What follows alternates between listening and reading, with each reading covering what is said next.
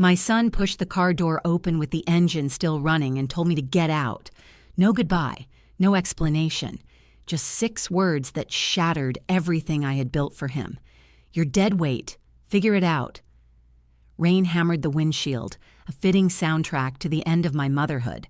I stepped out, one hand gripping the frayed handle of my suitcase, the other clutching my coat shut against the wind.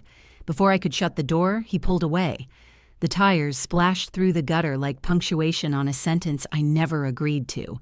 The shelter looked like a place built for forgetting.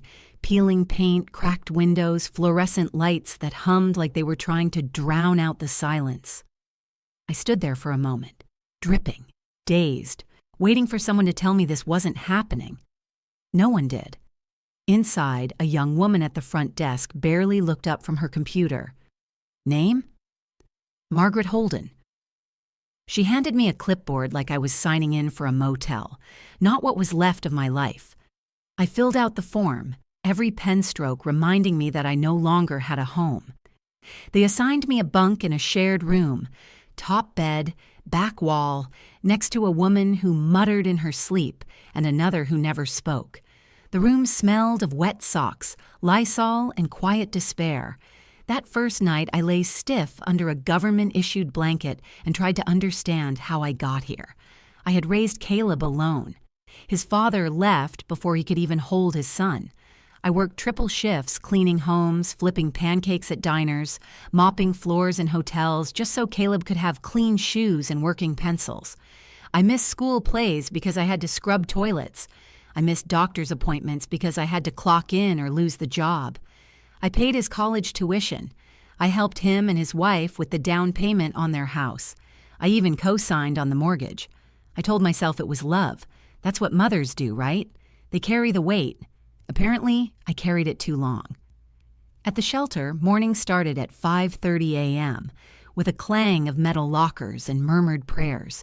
I ate cold eggs and watered-down coffee with women who looked like they had also once had families who stopped calling. I scrubbed cafeteria tables and handed out toothbrushes at intake. And all the while, I told myself, just survive. On the 21st day, a letter arrived for me. No return address, just my name scrawled in firm, looping handwriting. Inside was a typed letter on thick cream paper, the kind that rich people use when they want to appear humble. It was from the law office of a woman I hadn't seen in years. Linda Monroe. I had once worked as a live-in caregiver for her mother, Evelyn Monroe, a sharp-tongued old woman with champagne taste and a closet full of regrets. I cooked her meals, read her the paper, rubbed her arthritic hands. When she died, I never expected to hear from the family again. But the letter told me to come in. There was unfinished business regarding Evelyn's estate. I didn't have bus fare, so I walked 3 miles to that office, the January wind slicing through my sleeves. The receptionist offered me water in a glass so thin I was afraid to hold it. Linda emerged from behind frosted glass doors, older now, but with the same clipped voice. "She left something for you," she said, handing me a folder. Inside, a certified check for $480,000. I didn't speak. I couldn't. Linda hesitated. "She said you were the only person who ever treated her like she wasn't just waiting to die.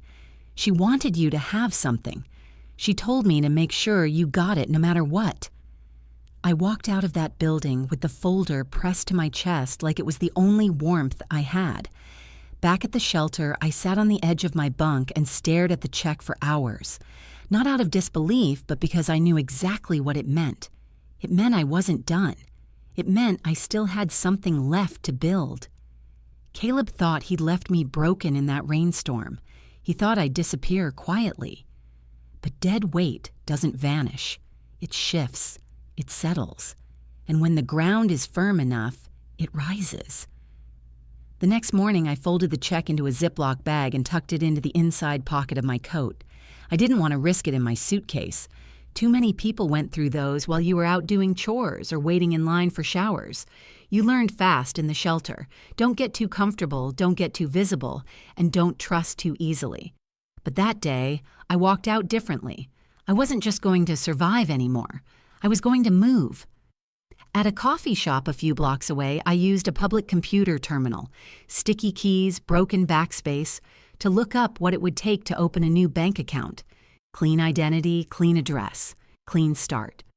I paid cash for a post office box and used the shelter's employment office as a work address for the paperwork. Within 2 hours, I had a routing number, a balance, and a debit card on its way. The woman who opened the account for me smiled politely, clearly mistaking me for some quiet retiree. That was fine. Let them underestimate me. That afternoon, I bought myself a new coat, something warm, black, and fitted. It wasn't expensive, but it had shape, presence. I caught my reflection in a window afterward and didn't look away. I hadn't done that in months. I didn't go back to the shelter that night. I checked into a modest, extended-stay motel with a kitchenette and a locked door that was mine alone. I washed my clothes in the sink with hotel soap and let them dry on the heater. I microwaved frozen vegetables and sat at a real table while eating them. I slept with both arms above the covers. It felt like I'd just come back from the dead. Over the next week, I met with a financial planner, not the kind that charged $1,000 an hour, just a practical, sharp woman named Ruth, who had an office above a used bookstore and spoke to me like I was a client, not a cause. "You've got a lot more freedom than most," she said, looking over the trust balance. "But you've also got to think carefully. You want stability, not fireworks." "I want leverage," I replied. She raised an eyebrow. "Leverage for what?" "To be a problem." That made her laugh, but it also made her pay attention. We created a plan: low-risk investments, automatic savings, and a pot of money earmarked as my personal redemption fund. I didn't say what it was for. I didn't need to. I kept tabs on Caleb, too, quietly, the same way he used to keep tabs on my bank account. His house hadn't sold. The market was sliding in our city, high interest rates, too much inventory, and desperation clinging to every listing like mildew. He'd overpriced it, of course. Young couples in their early 30s always do when they think granite countertops are worth more than human decency. I knew that house. I'd helped paint the nursery that would never hold a child. I'd paid for the second bathroom remodel when Caleb's wife decided the powder blue tile was too dated. My hands were in that drywall. My money was in those walls. He was living elsewhere now, apparently. Probably with a friend or in one of those rented lofts that look fancy on the outside but smell like carpet glue and broken dreams inside. He hadn't told me anything, but Zillow told me plenty. Price cuts, expired listing, relisting under a new agent. I saw the desperation building like a rash. One morning, while sipping black coffee from my motel kitchenette, I saw the status change. Price reduced, motivated seller. It was time. I reached out through a third-party firm Ruth recommended, a small, low-profile company that buys properties under anonymous LLCs for high-value clients. I didn't want him to know I was the buyer, not yet. The process took 2 weeks. There were a few hiccups with the title. Apparently, Caleb had missed 2 property tax installments. The realtor was polite, the attorney efficient. I signed the closing documents wearing the same black coat I'd worn the day I opened the bank account. And just like that, the deed was mine. I held it in my hands like a funeral program. Not for me. For the woman I used to be. The house was empty. It echoed with old arguments and fake apologies. The air was stale, as if the house itself had been waiting for someone to reclaim it. I walked through each room with no shoes on, feeling the cold floors beneath my socks. Then I pulled out my phone and placed one call. "Hi, I'm the new owner of the property at 112 Brookview. I understand your band was looking for a rehearsal and living space." The voice on the other end was raspy, excited, and a little confused. "You serious? You'd let a metal band rent that place?" "Not just let," I said. "I'll even cover the first month's utilities, but I want full volume all hours. Don't hold back." The man laughed like I'd just given him Christmas.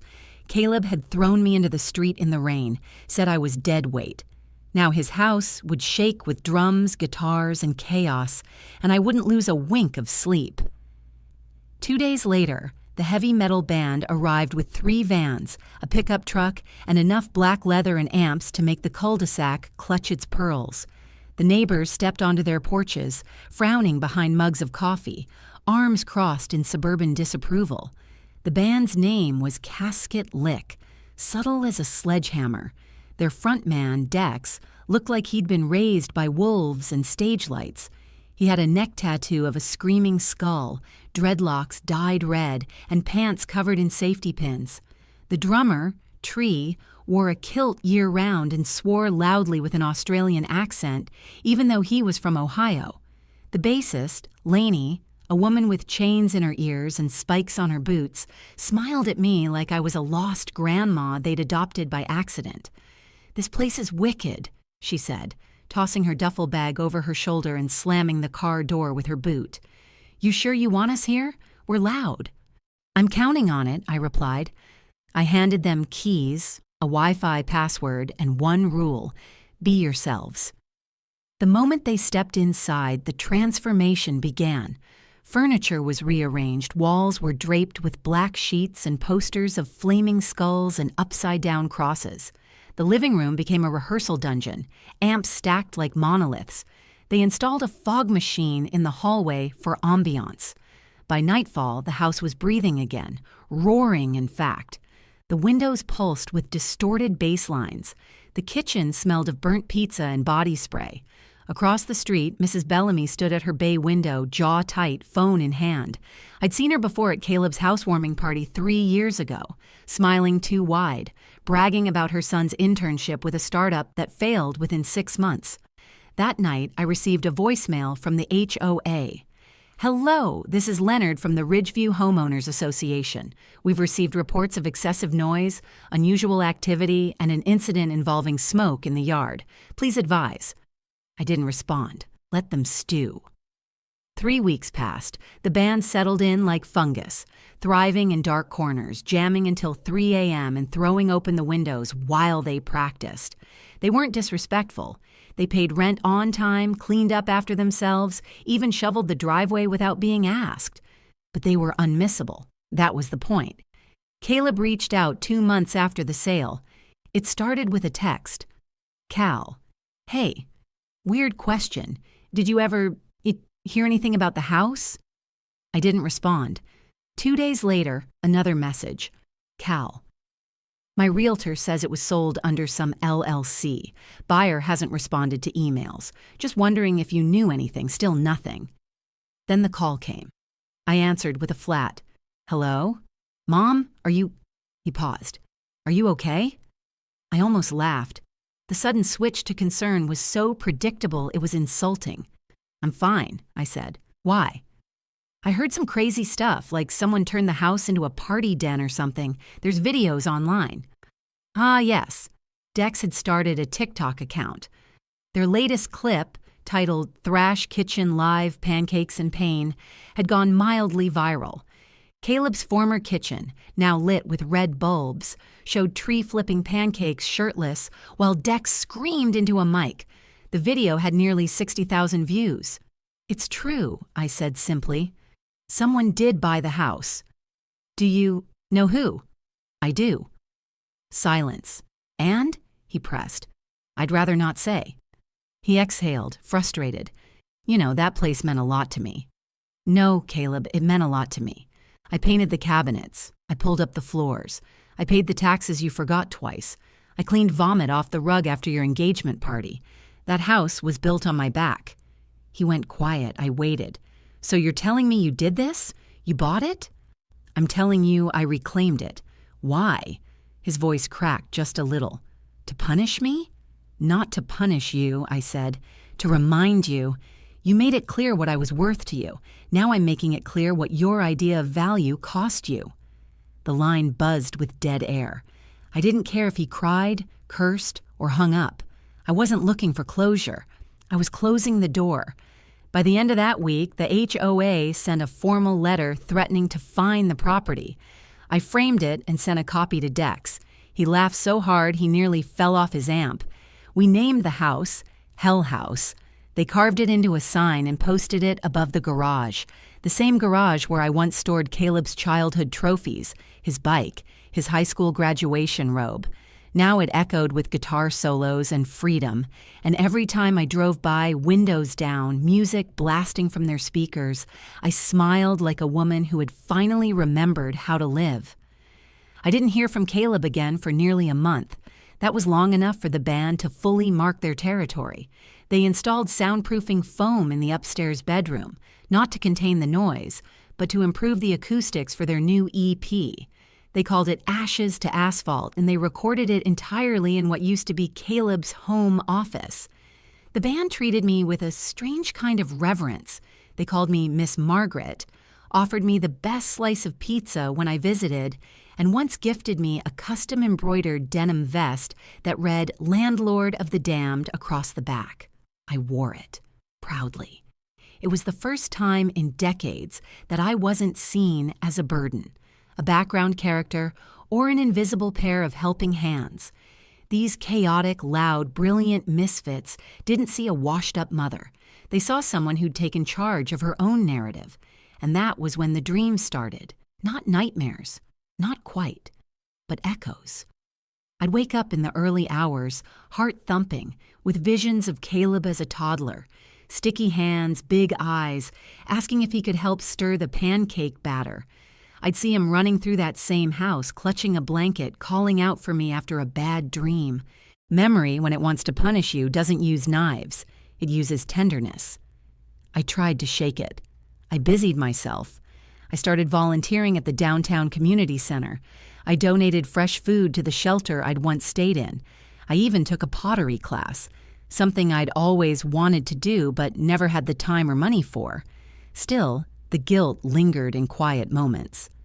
I wasn't confused. Caleb had hurt me in a way that couldn't be undone. But somewhere in the back of my mind, the same voice that once told me to work a third shift so he could go on a school trip still whispered, "What if you're being too hard? What if he's just lost?" I tried to quiet that voice. And then, one afternoon, I saw him. I was pulling into the driveway of Hell House, bringing the band some groceries after a show, when I spotted him across the street. Caleb, standing there, hands in his pockets, staring at the house like it had betrayed him. He didn't look the way I remembered. He looked smaller, not physically, but in presence. His face had thinned out, his beard was patchy, and he had the tired eyes of someone who finally realized they weren't the main character. He didn't see me right away. He was too focused on the front porch, where Dex was repainting the steps in a violent shade of crimson. I stepped out of the car and shut the door with enough force to get his attention. He turned, startled. "Mom." I didn't respond. Just stood there, keys in hand, watching him process the moment. He tried to smile. "I didn't know you were still managing the place." "I'm not managing it." I walked past him toward the porch. "I own it." The words hit him like a slap. I didn't think you'd really do it. I figured you were just trying to teach me a lesson." I paused at the top step and turned around. "You still think this is about you?" He looked down. "I just wanted to come by, see it. I've been thinking about stuff." I waited, let him squirm in the silence.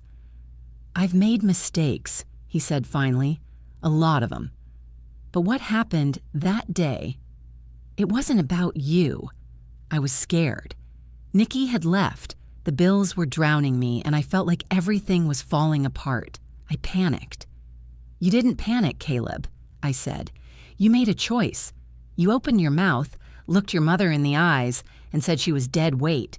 You drove off in the rain while I stood on a sidewalk with a suitcase. That wasn't panic. That was clarity." He swallowed hard.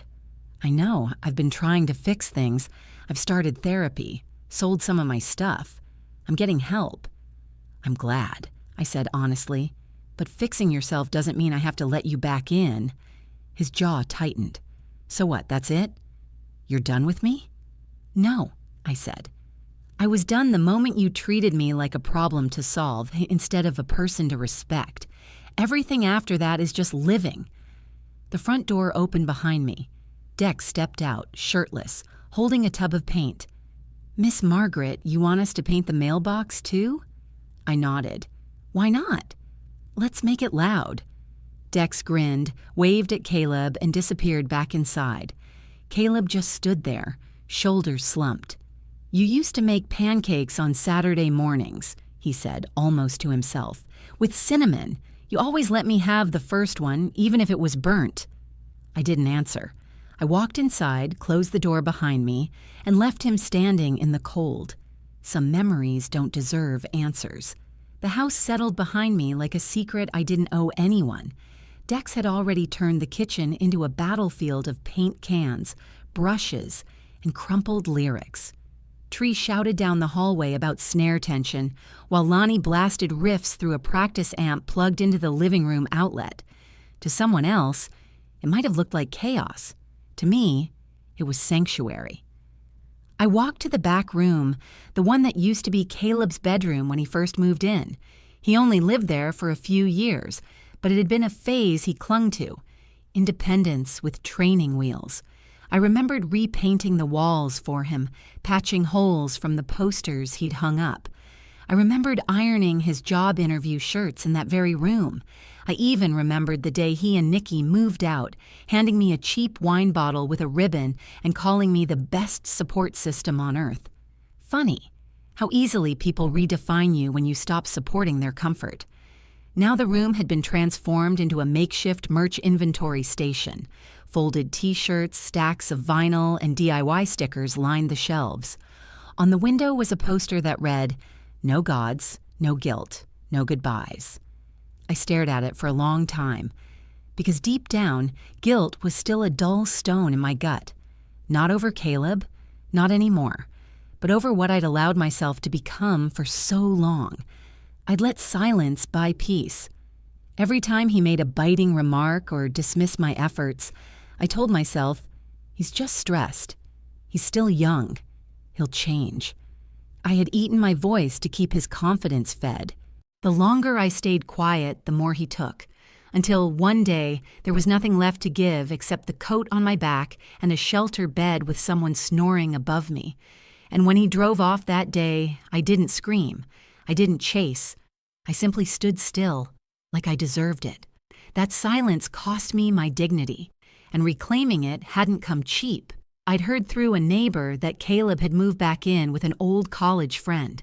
He was working night shifts at a delivery warehouse, trying to piece together a life. Nikki had finalized the divorce and moved to another city. He was unraveling, slowly, painfully, and I watched it all unfold with a kind of removed stillness. Not pleasure, not pity, just clarity. Pain makes people dangerous, but clarity, that makes them powerful. Later that evening, I sat with the band in the garage while they rehearsed.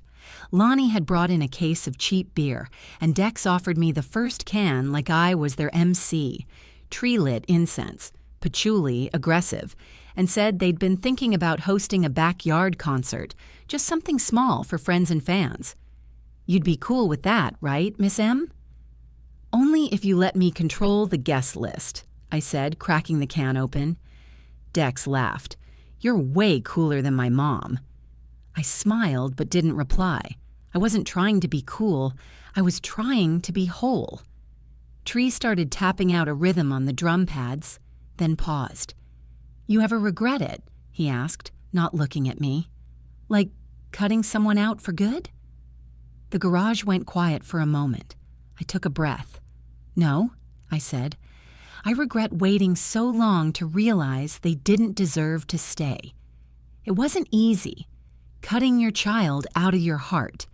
People pretend it's a binary switch, love or don't love, forgive or don't forgive. But in truth, it's more like scar tissue. You heal, but that skin never feels the same. You learn to live around it." Later that night, as I lay in the guest room I'd turned into a quiet retreat at the back of the house, I heard the faint buzz of my phone. A voicemail. Caleb again. I listened in the dark. "Mom, I know you probably won't pick up. I don't even know why I'm trying. Sometimes I remember you humming when you did the dishes. That song about the river. I used to hate it, but now I can't stop hearing it. It's like the house is singing without me. Anyway, that's it." He hung up. I deleted the message. There are wounds that want to reopen themselves under the illusion of nostalgia. But a soft voice doesn't erase a sharp history, and I wasn't in the business of bleeding for other people anymore. 2 weeks later, the backyard show happened. Not quietly, not legally, but beautifully. Dex and the others had been planning it for weeks. Flyers printed, sound system borrowed, permits intentionally ignored. They called it Backyard Carnage Volume 1. I called it a full circle symphony. I let them use my printer, donated $50 toward the beer fund, even made a batch of chili, the kind Caleb used to love before he said he was too mature for comfort food. The day of the show, the backyard was unrecognizable. String lights wrapped around the fence like glowing veins. The fire pit roared at one end, and lawn chairs, mismatched and torn, lined the perimeter like sentries. The stage? An old wooden pallet stacked over milk crates, covered in a black tarp. By 6 p.m., the neighborhood was already on edge. I caught glimpses of curtains fluttering, phones pressed to ears. HOA hearts were pounding. The band arrived at 5:30, high on adrenaline and Red Bull, dressed like post-apocalyptic gladiators. Lonnie wore a jacket made entirely of stitched bandanas and spikes. Dex had painted his face like a war mask. At 7 sharp, the first chord ripped through the sky. It was glorious. I stood near the fire pit, arms crossed, chili ladle in hand as the first song thundered across the block. A group of teens showed up with phones in hand, filming the chaos, shouting along to lyrics they barely understood. A couple from 3 blocks away brought a folding table and joined the chili line. The music was brutal, raw, and sincere. Halfway through the second set, Dex paused to speak into the mic. "We're only here because of the metal fairy godmother herself, Miss Margaret," he said, pointing at me. "Give it up for the baddest landlord this town's ever seen." They roared. I laughed. Someone handed me a beer, and for the first time in a long time, I let myself feel it. Joy. Not the soft, fragile kind you hold like glass, but the roaring, unapologetic joy that lives in your chest like a second heartbeat. Of course, it didn't last uninterrupted. Halfway through the third song, 2 squad cars pulled up, lights flashing. The music kept going. An officer approached me near the fire pit. "Ma'am, we've had multiple noise complaints." I held up the city permit. His brow furrowed. "Thought this was unregistered." I smiled. "I submitted the paperwork 2 weeks ago. You can check with the city clerk's office. We're under the decibel limit until 10 p.m. He looked disappointed. "Still, we need to talk about—" "Officer," I said gently, "would you like some chili while you wait?" He hesitated, then nodded. The show went on. As the final song ended in a cascade of distortion and drum crashes, I glanced toward the street, and there he was, Caleb, again. He wasn't alone this time. He brought a friend, or maybe a lawyer, someone in a blazer. They stood side by side, watching the scene unfold like it was a crime scene. He didn't try to come inside, didn't yell or wave or call out, just stood there, arms crossed, mouth tight. He looked at me like I had done something unforgivable, like I had embarrassed him. And I guess, in his world, I had. Because in his world, mothers stay in the background. Mothers don't throw backyard concerts or wear denim vests or host chaos in the house he thought he owned. In his world, I was supposed to disappear quietly. But here I was, center stage in the second act of my life, and the crowd loved the performance. The next day, I got a formal letter, delivered by courier, from a law office downtown. It was a cease and desist. Caleb, it seemed, was trying to reclaim his reputation, claiming that my presence and behavior were publicly damaging his character. I laughed for a full 5 minutes. Then I called Ruth, my attorney. She read the letter, sighed, and said, Does he really want to go to war with the woman who kept receipts? Because I had them. Every wire transfer, every loan, every month I covered his bills when he was short. Every credit card payment I made when his wife maxed out their accounts. Every text where he asked for help. I had them all, and I wasn't afraid to use them. The gloves were officially off. If he wanted a fight, he'd better bring armor, because I wasn't just his mother anymore. I was his opponent. Ruth didn't waste time. By the next morning, she had drafted a formal response to Caleb's cease and desist. It wasn't long or theatrical. It was razor-sharp and surgical, as any good weapon should be. She attached an itemized list of every dollar I'd ever contributed to his life over the last 20 years. Mortgage payments, utility bills, college textbooks, even the winter coat I'd ordered for him online when he was too proud to ask for one during a snowstorm 2 years ago.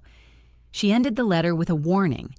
Any further attempt to interfere with my lawful ownership of the property, my tenants, or my reputation would result in a counterclaim for harassment, financial exploitation of an elder, and emotional distress.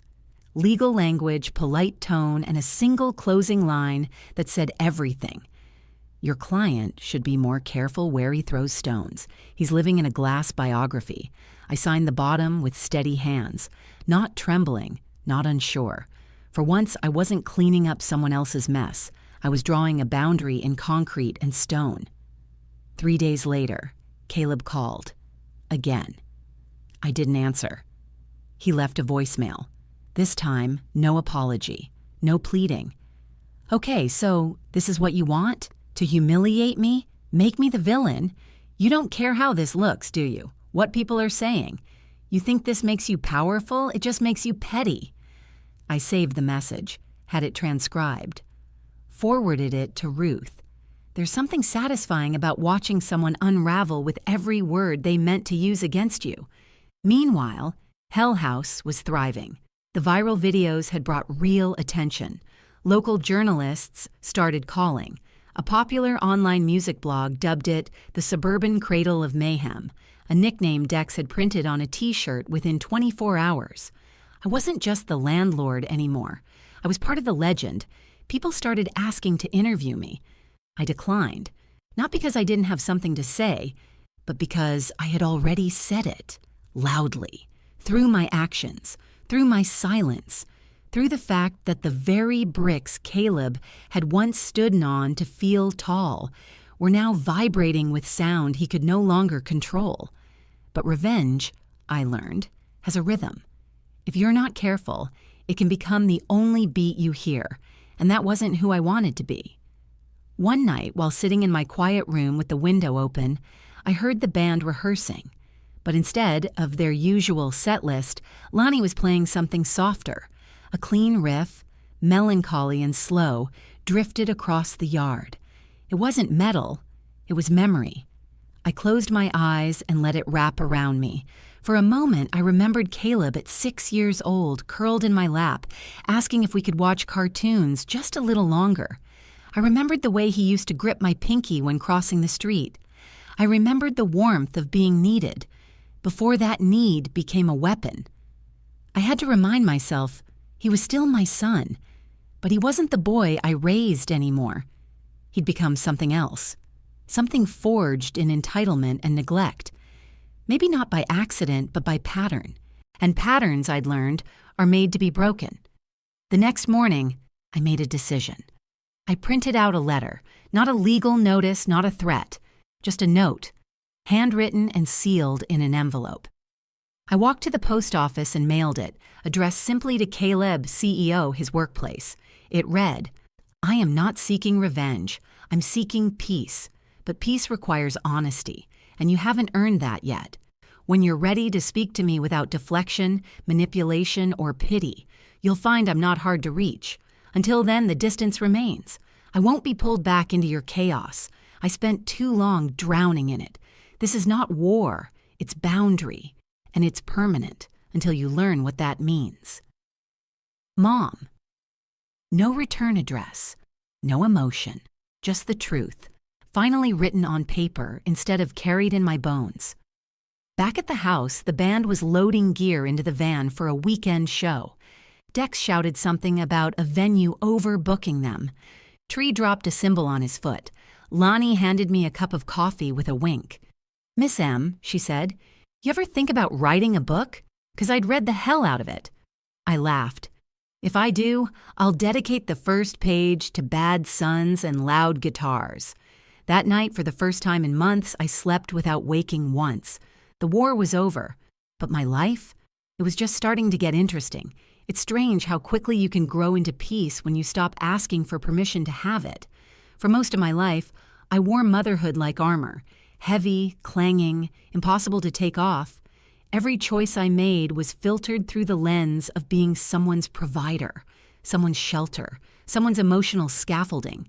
But here I was now, in a house that wasn't technically mine anymore, and yet somehow more mine than ever, surrounded by people who didn't see me as a failed mother, a charity case, or a guilt-laden relic.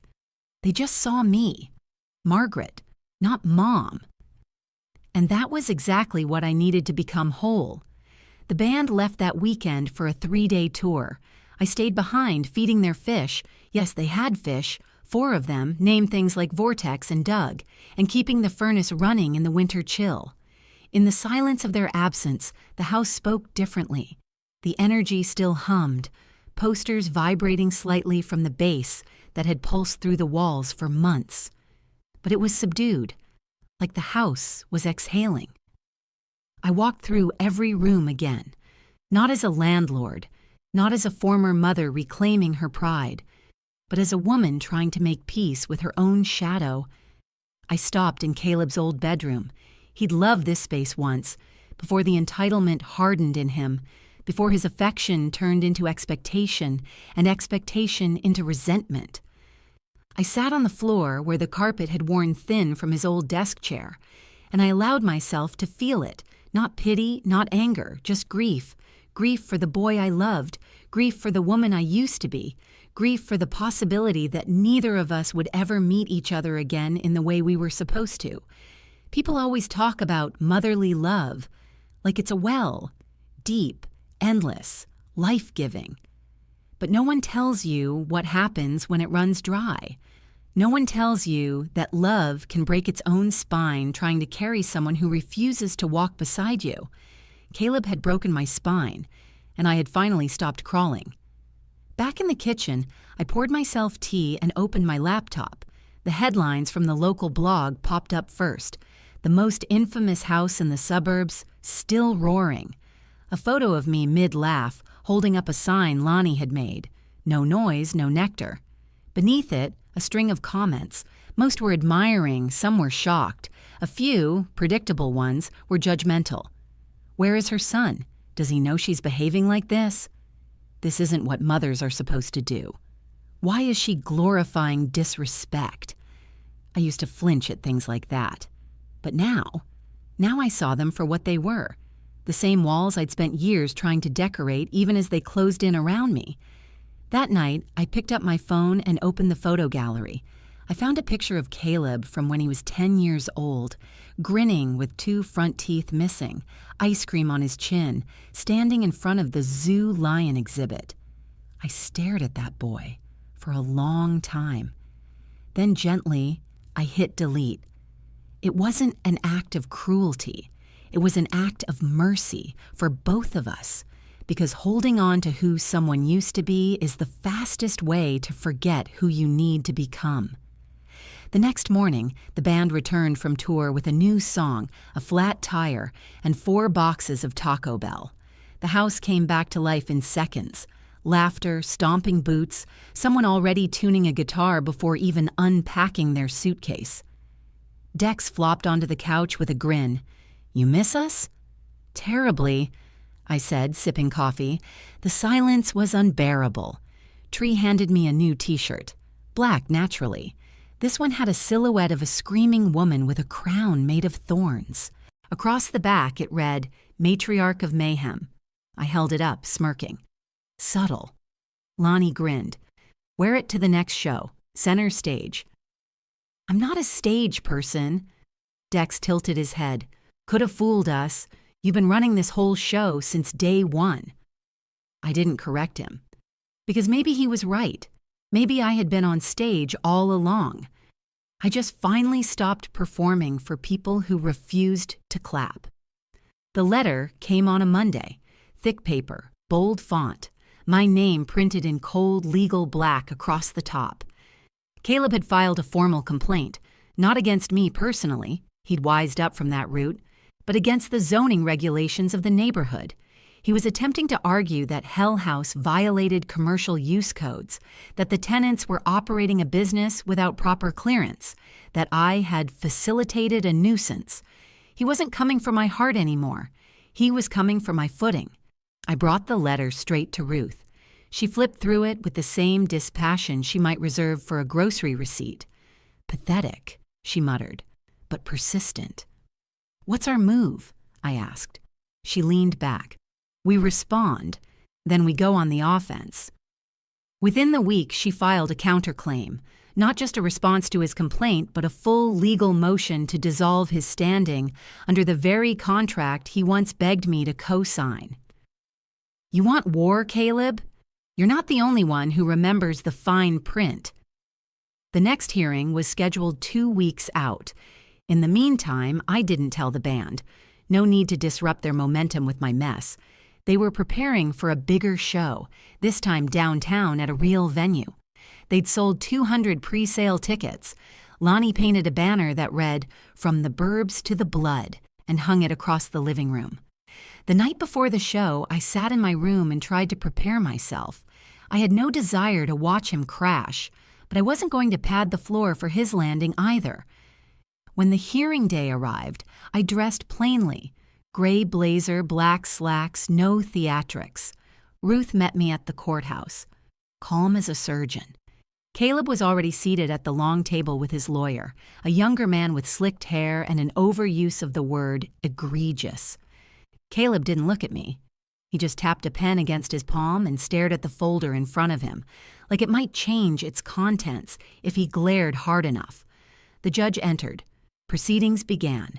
Caleb's lawyer opened with a complaint about misuse of residential zoning, excessive noise, community disruption, and emotional distress allegedly caused by a family matter-turned-media spectacle. Ruth stood up slowly, no rush, no fear. She opened her mouth and uncoiled a decade of history in 5 quiet minutes. Documentation of my financial contributions to the property. Proof of lawful ownership transfer through LLC decibel level permits, business registration filings, and statements from neighbors who had voluntarily signed noise waivers. Then she dropped the final hammer, a sworn affidavit from Caleb himself, written 6 years ago when we'd first refinanced the house. In it, he declared that I was the primary contributor to the home's financial structure, and that, without my mother's support, this purchase would not have been possible. The judge didn't even blink before speaking. "Case dismissed. Counterclaim stands. Any further attempts to interfere with Ms. Holden's lawful ownership will be treated as harassment." Ruth gathered our papers. Caleb didn't move. I walked past him slowly, stopped just beside his chair. He turned his face slightly, eyes darting up. He looked exhausted. "Your lawyer's going to send you a bill," I said quietly. "Make sure you can afford it this time." He opened his mouth to speak, but I was already walking away. Back home, the band had already started prepping for the show. Amps in the van, set lists written in marker. Lanny tossed me a hoodie. "You coming?" I hesitated, then nodded. "Yeah, I think I need to hear something loud tonight." At the venue, the energy was different. Raw, real, electric. The crowd wasn't just suburban kids with nothing better to do. It was people, full-grown adults, tired souls, misfits in suits and sneakers, all gathered to scream and release and remember what it felt like to feel alive. Dex took the mic and said something that made my knees wobble. "This next one's for the woman who took a punch and turned it into a playlist, the one who said no and meant it, the one who gave us the roof that gave us our roar. This one's for Miss M." They launched into their final song. It was called Inheritance. And it didn't sound like pain. It sounded like freedom. I stayed long after the amps cooled down. The venue cleared out slowly, people trickling past me with sweat-soaked t-shirts and glowing eyes, like they'd just witnessed something sacred disguised as chaos. I stood in the back sipping lukewarm water, watching the band take down their gear. Dex gave me a nod across the room, a quiet gesture of respect that said more than words. When the van was packed and the stage bare, Tree pulled off his bandana and wiped his face. "You good, Miss M?" I smiled. "Better than I've been in years." They offered to drive me home, but I waved them off. I wanted to walk. Needed to. The air was cool, sharp with early spring, the kind of night that makes you breathe a little deeper without realizing it. My legs moved slow, steady, deliberate. Like every step was a statement. I am here. I am not hiding. I am not apologizing. By the time I reached the house, the porch light was still on. Someone, probably Lonnie, had left it for me, a small act of care that didn't scream obligation. It simply said, "You matter." Inside, the house was quiet but not empty. You could still feel the music in the walls. The scent of incense clung to the furniture. The coffee table was covered in ticket stubs, Sharpies, and a half-eaten bag of pretzels. I didn't clean. I sat, and I thought about everything. I thought about the shelter and the rain and the way my heart had collapsed under the weight of Caleb's words. I thought about the letter I wrote him, the one that drew the line between pain and permission. I thought about the court and Ruth and the judge who saw through his self-pity. But mostly, I thought about legacy. Not the kind you leave in a will, the kind you live loud, the kind you shape when you refuse to vanish, even after someone you love tries to erase you. For years, I thought legacy meant sacrifice. Quiet devotion, endless giving. I thought love was best proven in silence. But I was wrong. Legacy is boundaries. Legacy is clarity. Legacy is saying, "This is mine now," and not flinching when the world looks surprised. The next morning, I opened my laptop and typed the first sentence of a story I hadn't known how to tell before. My son dropped me at a shelter in the rain and called me dead weight. 3 months later, I bought his house and rented it to a heavy metal band. I didn't write it out of spite. I wrote it because it was true. Because stories like mine get buried in whispers and shame. Because someone out there needed to hear that it's never too late to walk away from those who mistake your love for leverage. I hit save and closed the laptop. In the hallway, the band had started waking up. Someone was already strumming a guitar. Dex shouted something about breakfast. A kettle screamed on the stove. Life was moving forward. No apologies, no edits. I stepped into the light of my new day. Shoulders back, head high, free, and this time I wasn't carrying anyone but myself.